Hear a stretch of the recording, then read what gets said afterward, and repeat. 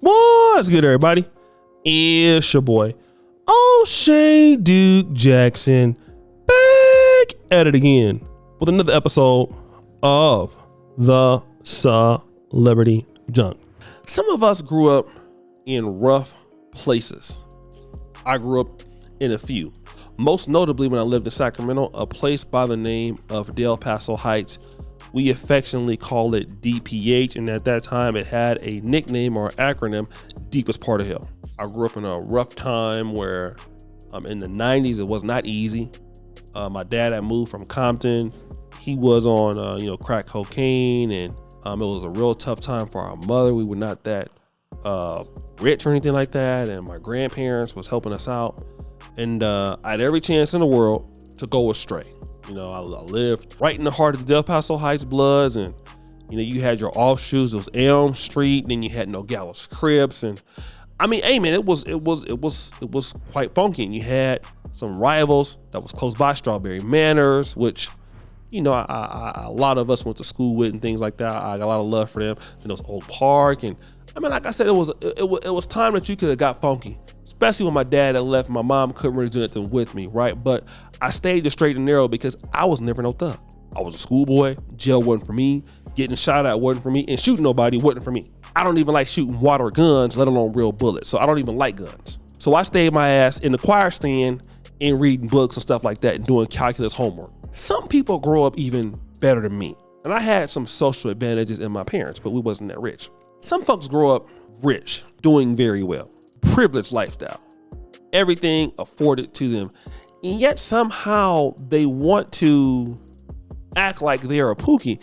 And this is something that you kind of see in Black America. And I would even say somebody like Dr. Boyce Watkins, who is supposedly a PhD finance person, but he's always talking something like silly stuff, silly news, and things that have nothing to do with his actually educational background. Because a lot of blacks, once they become successful, they have a guilt trip about being successful, success guilt. And so no black person really wants to be associated, for the most part. A lot of them don't want to be associated with being privileged and educated and talking well. So what they start to do in our community is the opposite of everyone else's.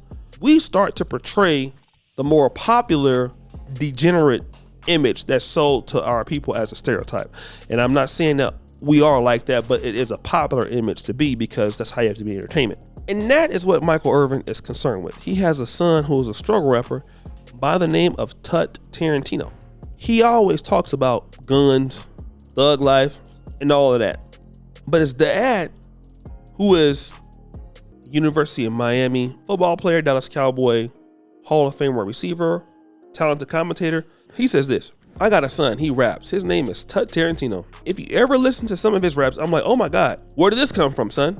You grew up in a gated community your whole life.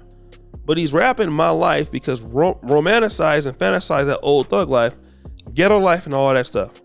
When we used to work to get away from it, we've now somehow gotten to a place we're running back towards it.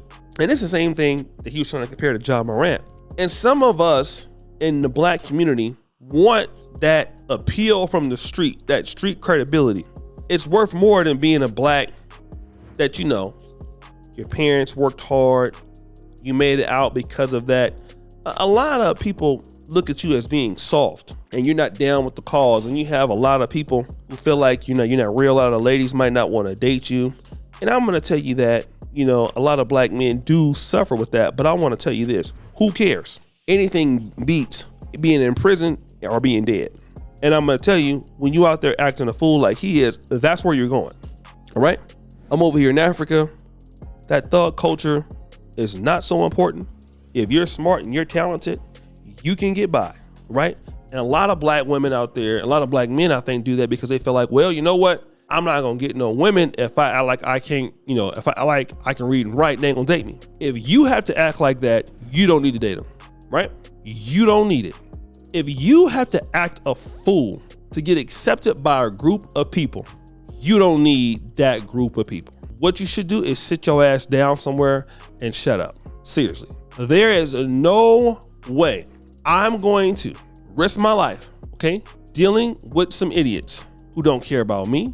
My family worked hard to put me into a better situation, and I'm gonna act a goddamn fool because You know, that's silly. It don't make no sense. And the boy should be thanking God that he went to school.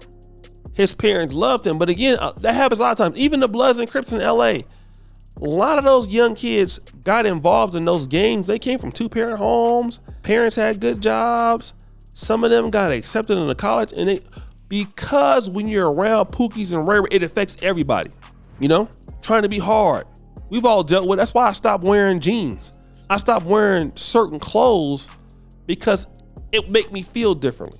I stopped listening to certain music because it made me think like I was actually with some of that tough stuff that I wasn't. That's why I don't even wear certain jeans no more. I stopped wearing a lot of stuff. A lot of Jordans, a lot of jeans, because it put me in a predicament where I'm thinking like I'm a hood dude, and I'm not no hood dude. I mean, don't get me wrong, I definitely fight, but I'm not no hood guy. I don't even want to be in that element. I don't even like guns. I don't even play around with guns. Cause I'm the kind of person, if I actually really will use it if I need to. So I stay away from that kind of stuff. I damn sure don't want to be in jail. And we need to start making it cool for black men to be like that. So many of us as black men, we have been so rude to each other and made fun of each other that we all got to feel like we got to be tough and we can't be ourselves. And, you know, like, oh, he's a punk because, you know, X, Y, and Z. We have to get out of that. You know, make it cool for these black men to be intelligent, to be smart, to be somebody, you know? And most of us as black men, you know, we pick, you know, on some of these guys for the fact that they smart. And a lot of us, we're gonna be real, some of y'all was jealous too. The brother smart, so, oh man, let me go ahead on it and dampen his spirit. What he over there doing? He over there learning how to read and write. He over there learning how to do calculus and all that. I'm like, shut up. Okay? Not everybody wants to be a idiot like you, hater. That's the situation here. And we need to call it for what it is. A lot of folks don't want to, you know, do that. And it's really, in my honest opinion, sad. Very, very sad.